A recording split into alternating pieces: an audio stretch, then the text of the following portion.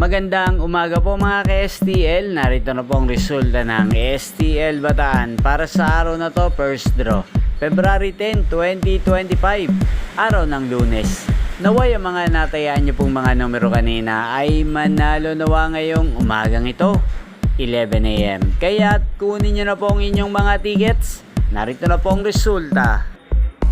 Ang mga numerong nanalo sa STL Bataan ngayong umagang ito, February 10, 2025, 11 AM. First draw result 23 at 4 in exact order. Sa lahat po ng tumaya kanina sa STL Bataan para sa first draw ng 23 at 4, congrats po sa inyo. Panalo po kayo. At ngayong umagang ito sa STL Bataan, natin pong i-shoutout si Kuya Peter ng Bataan. Shoutout po sa iyo, Kuya Peter. Sana po ang mga tinataya mo mga numero sa Bataan ay manalo rin ngayong umagang ito sa STL Bataan.